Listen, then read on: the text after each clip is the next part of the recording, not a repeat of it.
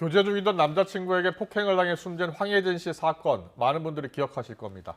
어제 1심 선고가 있었죠. 재판부는 의도적으로 살해할 의도가 있었다고 보기 어렵다면서 징역 7년을 선고했습니다. 황예진 씨의 유족은 강하게 반발하고 있습니다.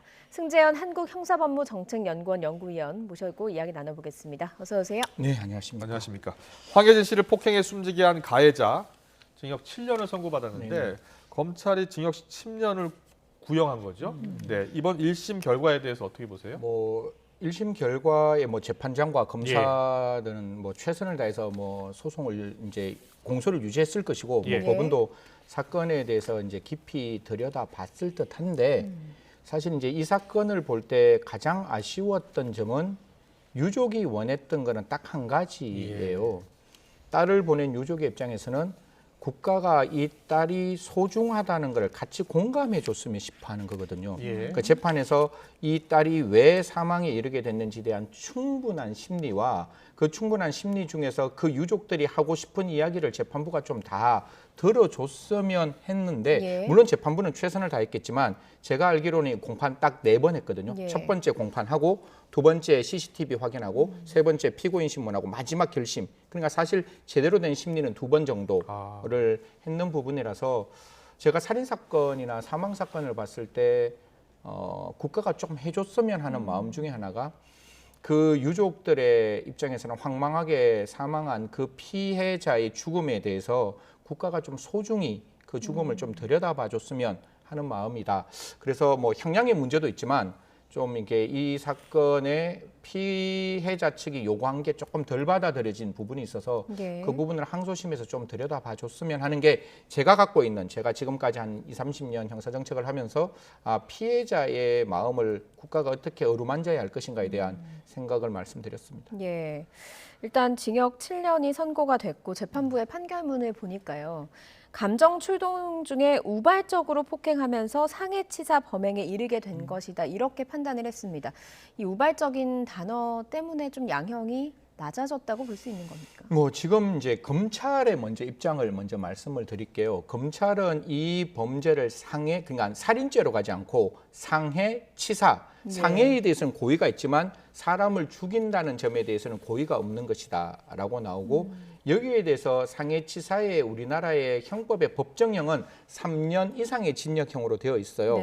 그러면 살인죄가 5년 이상의 징역이니까 사실상 상한의 차이는 없는데 대한민국에는 이 법정형보다 중요한 양형 기준이라는 게 만들어져 있고 이 양형 기준이 4년 우리가 양형 기준이 상해치사에 대해서는 가장 높은 형이 우리가 이야기하고 있는 한 9년 정도 가장 가중했을 때가 9년이 최고 형으로 되어 있어요. 그래서 검찰은 그거보다 높은 10년을 구형했고 그다음 법원은 그에 맞는 7년 정도를 이제 선고를 했는데 죄명이 바뀌었으면 완전히 달라질 수 있는 거예요.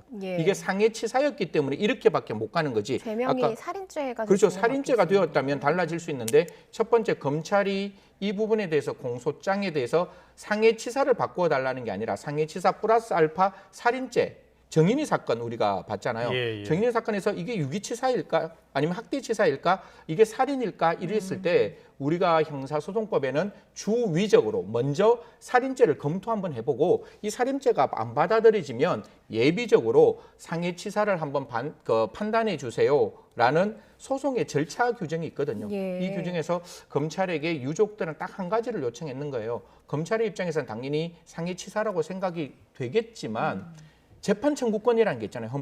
헌법에는 재판 청구권에서 적어도 한번 살인죄를 법원에 이야기할 수 있는 길이라도 좀 열어주세요. 그래서 주의적으로 당신들의 그 입장을 바꾸는 게 아니라 우리 피해자의 그 아픔과 고통에 공감해 줄 수 있도록 살인죄라는 걸 한번 그 법원에게 열어달라고 했는데 그게 공소장이 변경이 안 됐어요. 그래서 결론적으로 상해치사로 되어 있었기 때문에 상해치사라면 검찰의 구형 조금은 낮다라고 보이겠지만 어느 정도 구형은 10년 그리고 법원의 판단 7년 이게 상해치사기 때문에 이렇게밖에 나올 수 없는 게 아니었나라는 아쉬운 점을 말씀드리도록 하겠습니다. 유족 측은 검찰의 구형도 낮았지만 재판부가 교정을 좀 해줬어야 하는 것 아니냐. 부모는 살아갈 수가 없다 이렇게 반발하고 있습니다. 그런데 이 사건의 쟁점 가운데 하나가 CCTV 사각지대에서의 폭행 여부잖아요. 재판부가 인정하지 않았나요?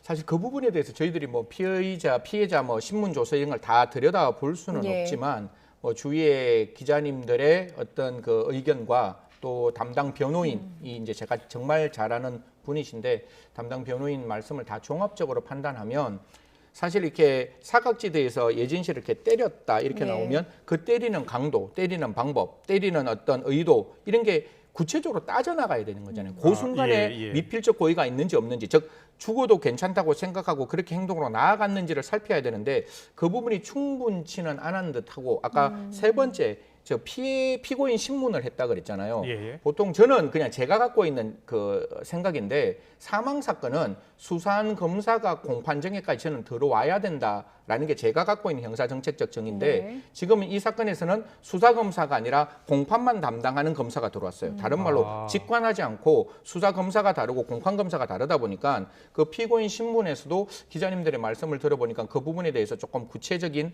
뭐 질의응답이 그렇게 많이 깊게 들어가지는 않은 부분들이 있어서 사실 뒤에 사각지대에서 폭행했는 거는 피고인의 진술, 피의자의 진술이죠. 그냥 고 황예진 씨를 뭐 폭행했다 정도의 진술밖에 없는 게 아닌가. 그러면 사실 뭐 미필적 고의를 인정하기는 어렵죠. 네. 그 부분은 검찰이 찾아서 들어갔어야 되는 부분일 수 있다라는 말씀드리겠습니다. 그럼 어느 정도 아쉬운 부분이 좀 있다라는 말씀을 해주시고 네. 있는 것 같은데 지금 그 의식 잃은 피해자를 끌고 뭐 1층, 8층을 막 왔다 갔다 하기도 하는 장면이 찍히기도 했고요. 또 112랑 119에 허위 신고한 것도 나타났거든요. 그러면 그거는 또 고의성이 있다고 볼 수는 없는 그래서 건가요? 그 변호인 측이 그렇게 주장을 하는 겁니다. 저는 뭐 그 변호인 측의 주장이 절대로 뭐 법리적으로 틀리지 않았다라고 생각이 드는 게 제일 처음에 112 허위 신고를 해요. 예. 119도 허위 신고를 해요. 그리고 이게 교제 과정에서 싸우고 난 다음에 자기가 의도하지 않는 거와 완전히 다른 방향의 피해자가 쓰러지는 거잖아요. 그러면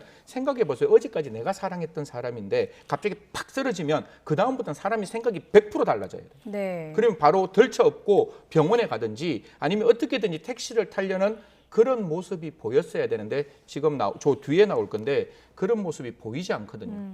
그러니까 이제 그 변호인 측에서는 어떻게 주장하는가 하면 앞에 폭행했는가 아까 사각지대 폭행은 논외로 치고 적어도 그 예진 씨가 쓰러지고 난 다음부터 이 과정에서 죽어도 괜찮다. 다른 말로는 구조해줘야 될 의무가 있는데 의무를 방기한 거 아니냐. 우리가 흔히 말하는 부작위한 살인죄. 세월호 같은 경우에 선장이 그 학생들을 구했어야 되는데 예. 구하지 않고 먼저 내렸기 때문에 그런 부작위의 살인죄가 예. 검토됐었거든요. 그러면 연인 관계면 충분히 이러한 어떤 그 빈사 상태에 있었던 자기의 여자친구라면 충분히 구했어야 되는데 그 순간에 구하지 아니하였는 게 부작위에 의한 살인죄가 아니냐 이렇게 이제 이야기를 했는데 법원의 판결문을 제가 꼼꼼하게 좀 읽어보니까 법원은 두 가지 다 부인했는 것 같아요. 사각지대에서 때리는 것도 여러 가지의 정황을 종합적으로 고려해 볼 때 살인의 미필적 고의가 없었다. 또 뿐만 아니라 그 순간에 의도적이고 계획적으로 예진 씨의 어떤 삶이 끊어질 수 있는 그 상황을 확실하게 받아들이지 아니하였다. 부작위한 살인죄도 1심 법원에서는 조금 부인했는 듯한데 이것도 똑같아요. 이게 형사소송법상 좀 어려운 이야기인데 검사가 살인죄로 적극적으로 공소 제기했으면 그 부분을 더 들여다봤을 거예요. 원래 형사소송법은 불고불리라 그래서 법원이 이야기하지 않는 이야기를 법원이 막 열심히 들여다보지는 않거든요. 네. 검사가 상해치사라고 이야기했는데 야 이거 살인이야. 난 살인으로 들여다볼래. 이러지는 못하는 네. 한계가 있는 그게 형사소송법상 불고불리라는 조금 어려운 말을 쓰게 되는데 그런 부분이라서 조금 더 적극적으로 들여다볼 수 있는 기회가 법원 안에서는 없지 않았을까라는 생각도 합니다. 그러면 앞으로 어떻게 검찰이 항소할 것으로 보입니까? 어떻습니까? 이 부분이 참 제가 왜 이렇게 한숨을 쉬는가 하면 예. 구형을 검사가 아까 저희가 10년 예. 했고 법원의 선고 형량이 7년. 7년. 네. 그러면 구형량이 70% 이상 나왔잖아요. 그렇습니다. 예. 그러면 항소를 하지 않는 게 원칙. 아, 대체로 그렇습니까? 예, 왜냐하면 네. 검사가 구형량만큼 법원이 선고를 해줬으니까 뭐 굳이 이 부분에 양형부당으로 이제 다툴 이유는 없는 것 같은데 다시 첫 번째 질문으로 제가 돌아가도록 하겠습니다.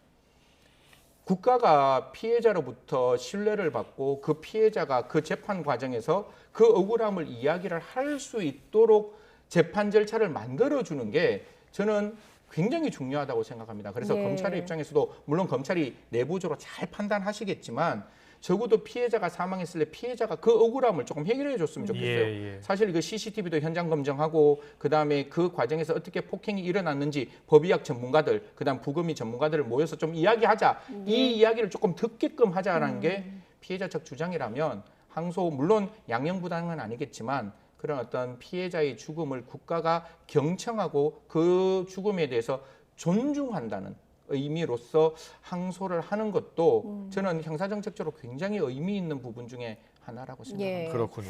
워낙 뭐 지난 여름에 화제가 됐던 일이었고 또 충격적인 일이었어서 정치권에서 황혜진 씨법 뭐 지금 추진한다는 이야기도 나오고 있거든요. 지금 여당의 후보자께서 그런 네. 말씀을 주셨는데요. 사실 이게 첫 번째 저는 언론에서 이야기하고 있는 데이트 폭력이란 말은 절대로 저는 써서는 예, 안 예. 된다. 네. 이거는 교제 살인, 교제 폭력, 상대방 폭력 이렇게 그렇게 접근을 해야 될 뿐만 아니라 지금 같은 경우에 이런 경우에 미필적 고의라는 게 굉장히 어려울 수 있잖아요. 정말 어제까지 사랑했는데 지속적인 폭행이 없었는데 오늘 사망했을 때 바로 미필적 고의를 인정하는 게 어렵다면 이 부분에 있어서만은 주의적 아까 처음에 살인죄로 기소하고 그 다음에 안 됐을 때 예비적으로 상해치사나 폭행치사나 유기치사를 검토할 수 있도록 좀 적극적으로 피해자의 목소리가 그 법정에 울려 퍼질 수 있는 법제가 만들어졌으면 하는 마음입니다. 예. 예. 좀 더 피해자를 생각할 수 있는 법안 마련 꼭 필요할 것 같습니다. 지금까지 승재현 한국형사법무정책연구원 연구위원과 함께했습니다. 잘 들었습니다. 고맙습니다.